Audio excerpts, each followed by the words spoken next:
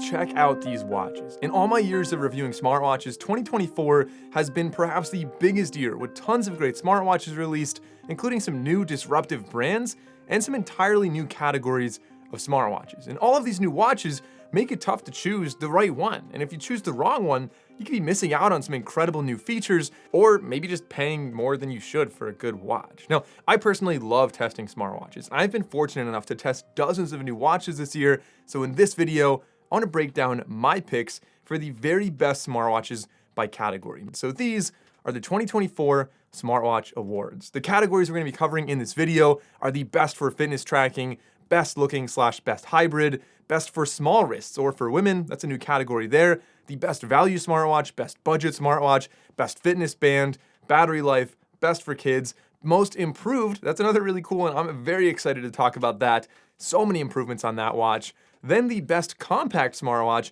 and the best overall smartwatch. I'll explain what each of those categories are as we get to them, so your decision is clear and simple and easy. And for every category, we'll have an Android and an iOS version if they're not both compatible. Now, before we get into category number one, quick disclosure. Some of these I purchased with my own money. Some of these watches were sent to me as media loaners, and a few were sent to me for review units. Also, a lot of companies wanted to sponsor this video, but I said no to all of them. I wanted this video to be a reliable and unbiased guide for you to choose your next watch. So this video is absolutely not sponsored. Nobody's paying me to do this, and nobody gets to see this video before it goes live. I wasn't even going to include affiliate links, but to make things easier to find, I do have Best Buy and Amazon links for all the watches down below, so if you want to support the channel, you can. Now, with that being said, I want to get into category number one, the best for fitness tracking. This works with both Android and iOS, fortunately, and my pick here is none other than the Garmin Epix Pro Gen 2. This thing is an absolute beast of a smartwatch, and it is my personal everyday watch that I've been wearing for the past several months while I train with some running. It has a nice AMOLED display that is a touchscreen, and I think many people assume you would use the touchscreen the most, but honestly, I almost never use the touchscreen. You can control it entirely using the buttons, which is one of my favorite features here. If you're wearing gloves, if you're running, whatever you're doing, the buttons are usually going to be an easier and more reliable way to control this. It's also incredibly accurate with GPS, with heart rate, with basically everything it's doing, and it goes beyond just being accurate. It really helps you interpret the data with some highly advanced training features, including race estimates, training readiness, heat acclimation scores, endurance score, and many more things than that. Or they also have an entire Garmin coach that can help you create workouts, and while you're running, it tells you, are you too fast, too slow,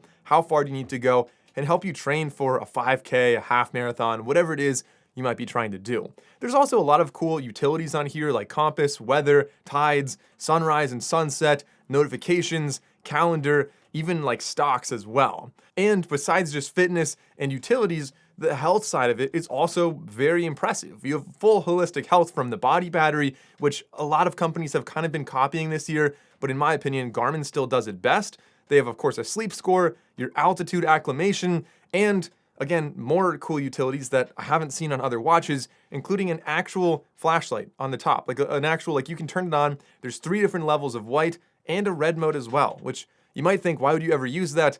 I thought the same thing, but I use it all the time. And then lastly, this has about a 2-week battery life. So for fitness, this is absolutely my go-to, the Garmin Epix Pro Gen 2. You won't be using Siri or the Uber app on here, but for fitness, this outperforms everything else in its class, in my opinion. So if you're serious about training, buy this watch. Next up, we have the best looking / the best hybrid. In my opinion, the best looking smartwatch is a hybrid smartwatch where you have analog hands on the outside. It looks like a classic analog watch, but it also is a smartwatch on the inside. And the winner this year is the Withings ScanWatch Nova. Again, this one works with both iOS and Android. Awesome, I love to see it. It's a beautiful analog watch on the outside, a really nice heavy stainless steel body that just feels premium. You know it's a nice watch, but at the same time, it is a smartwatch. If you look at the back, you see we have our heart rate sensors on the back. You have a 30-day battery life with this. It's able to track your heart rate, your sleep, your body temperature. It also has an ECG on here as well. It tracks your steps, you get notifications, and you can even track workouts on this, although it uses what's called connected GPS, meaning you need to have your phone around in order to get GPS. It's going to be using your phone's GPS. But for an everyday watch, if you have to dress up for work every day, or just you occasionally dress up and you don't want like a regular smartwatch on your wrist, this could be a really great option for you. Next up, the best for small wrists. I wanted to call this best for women, but hey, I don't judge. If you're a man and you want to wear this watch, absolutely go ahead. It's definitely tailored a little bit more towards females though. This is the Garmin Lily Active 2. It has a really nice patterned lens on the outside and a 38mm case, which is significantly smaller than most other watches. In addition, the lack of buttons makes it feel even smaller yet. It has built-in GPS, 9 days of battery life. It works well with iOS and Android. Of course, it is Garmin, so it does have the same Garmin app we talked about before. It tracks your workouts, it gets notifications. It does have a nice little touchscreen on there, has music controls, and it also has contactless payments as well. So if you set up Garmin Pay, you can put your credit card in there. If you forget your phone, you can just pay for something using your watch. As I mentioned, the Garmin Connect app is one of my favorites. So some really great body battery and sleep analytics, stuff that I talked about earlier with the Epix Pro Gen 2. A lot of that transfers down to this as well. And we also have female cycle tracking on here, as well as some pregnancy tracking features and more things like that. So for anyone with smaller wrists, it's kind of an underserved market, but I think this is going to be a watch that could be very popular. But all of the watches I named so far were actually surprisingly expensive. Let's talk about watches that are a little bit more affordable, starting off with the best value, and then we'll get to the best budget watch. But the best value smartwatch, in essence, this is what is like the flagship level experience at the lowest price you can get. And so for $199, you're looking at under $200 for this watch. The OnePlus Watch 2R is my pick for Android users, and I'll explain the iOS users in a second. But for $199, you're getting essentially the identical watch to the $300 OnePlus Watch 2. But the only difference is that it's made of aluminum instead of stainless steel, which is another positive, meaning it's 25% lighter, while still getting the 100-hour battery life, which is incredible for an everyday smartwatch like this. Has a very fast Snapdragon W5 Gen 1 chip, has dual band GPS, a lot of premium features, and trust me, like I know a lot of tech reviewers who have access to a lot of watches. Like some of these companies give them watches, and many of them are wearing the OnePlus Watch 2. Not the 2R, just the 2, but the 2R's the same watch, just less expensive in an aluminum body. So dollar for dollar, this is a really, really tough watch to beat. Flagship Android experience, under $200. Now, for Apple users, the Apple Watch SE 2 is also under $200 thanks to a couple sales I found. And I mean, I just made a comparison between this and the Series 10 and the Ultra 2, and impressively, like I know technology, like technically the Series 10 and the Ultra should be better with GPS, but in all practical uses that I tested it, open trails, under bridges, most urban environments, the GPS was exactly the same. It was within 0.1 kilometers on a 1-hour bike ride.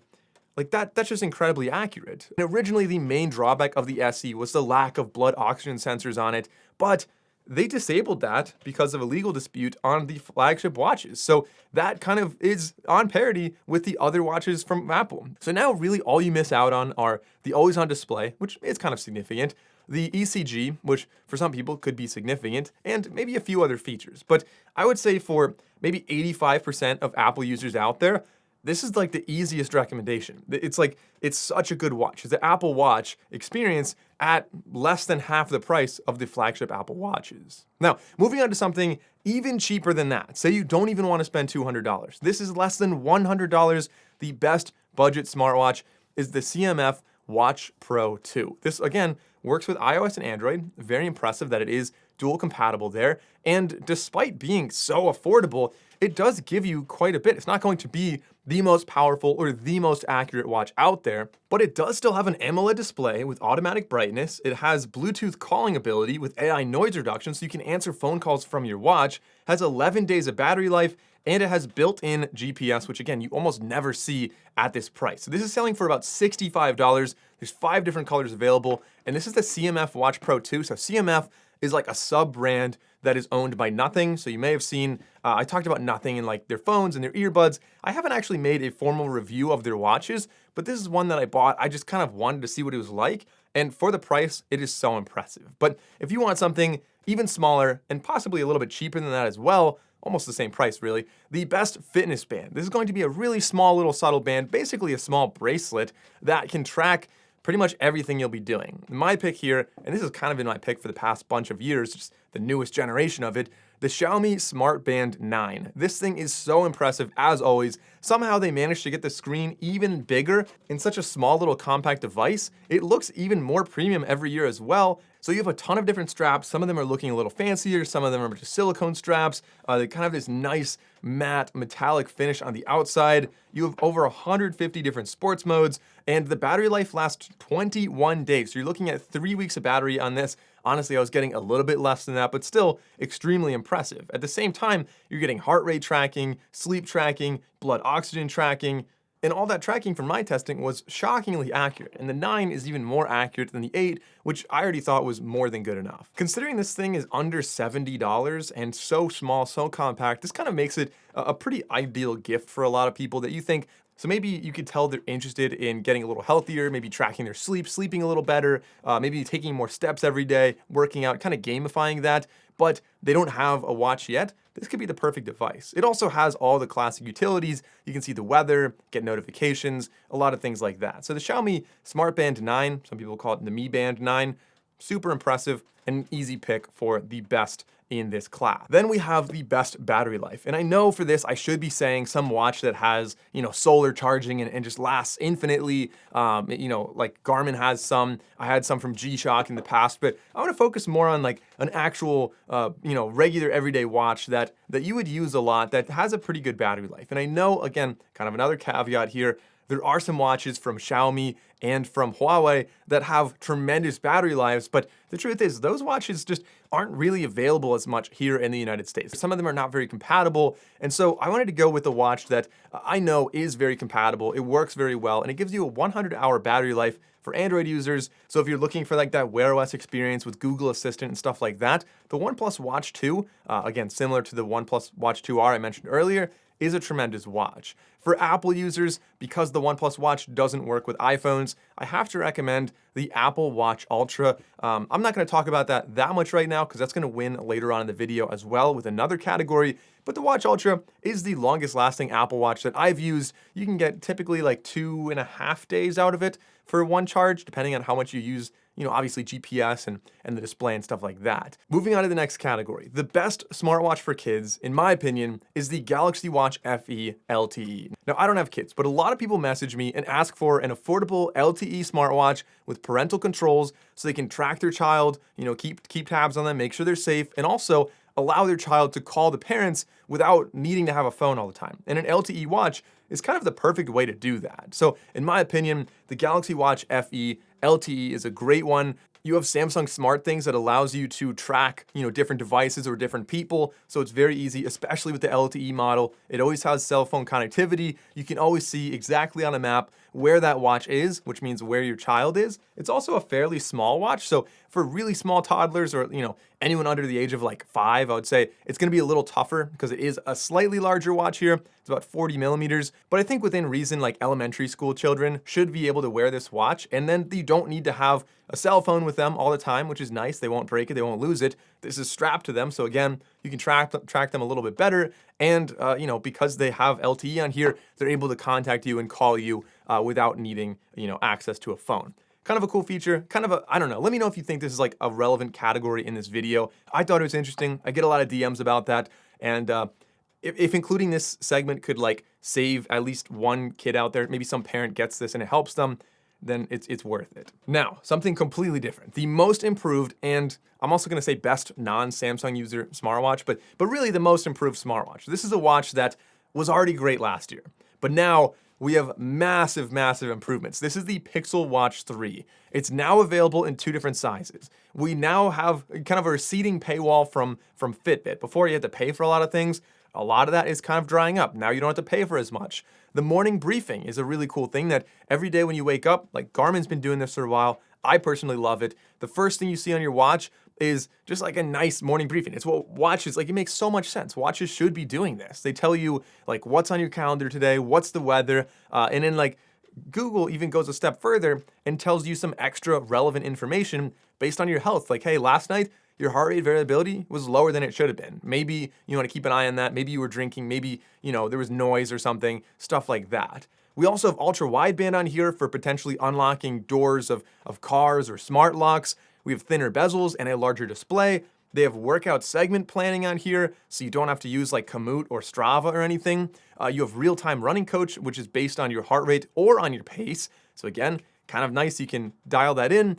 You have running form analysis. Samsung's been doing this, but finally getting that on Google. Target load, cardio load, and readiness score is kind of that trifecta we've been seeing from, like Oura kind of does it, Whoop definitely does that. So seeing the shift of away from like your step count and like those rings and more into that trifecta, I think is really nice here to make it more, I don't know, more applicable to everyday health. You can also dig deeper into things beyond that surface level with the Pixel Watch now. The app now allows you to dive deeper into your heart rate variability compared to your normal range from 1 week to the next. And you have a lot of cool, even non-health features on here, like the ability to use your watch as a Google TV remote. The charging's 20% faster. The watch easily pairs with gym equipment, if it's compatible, that is. Auto bedtime mode switches modes when you fall asleep, like it detects when you fall asleep. And the dual chip architecture gives you a fast watch while still being relatively efficient, getting about a 24-hour battery life, which is not amazing, but it's better than many other smartwatches